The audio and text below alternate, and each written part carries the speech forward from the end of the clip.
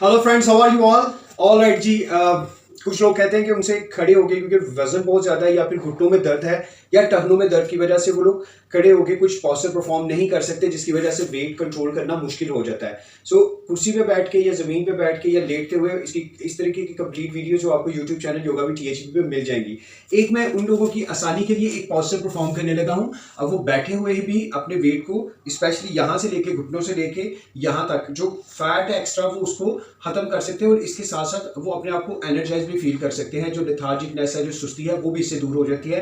पेट के जितने internal organs हैं वो भी अच्छे तरीके से काम शुरू कर देते हैं। हार्ट जो है वो भी इससे तंदुरुस्त और तवाना रहता है। तो किस तरीके से इसको परफॉर्म कर सकते हैं? अगर उनको घुटनों में दर्द है या वेट ज्यादा है तो कुछ नीचे कुशन या कुछ पतली सी चीज रख लीजिएगा घुटनों के, ताकि इसके में जो टेंडन मसल्स या फिर जो लिगामेंट्स हैं वो डैमेज ना हो जाए। सो इस तरीके से इस पोजीशन में इस तरीके से वो घुटनों पे आ जाए और यहाँ से बड़ा ही सिंपल और बड़ा ही आसानी के साथ शुरू में इसको 2-3 से स्टार्ट करें, फिर आहिस्ता आहिस्ता इसको 5-10 जितना भी कर सकते हैं। तो क्या करना है, दोनों हाथ ऐसे रखते हुए सांस लेते हुए फिर वापस 1 2 3 4।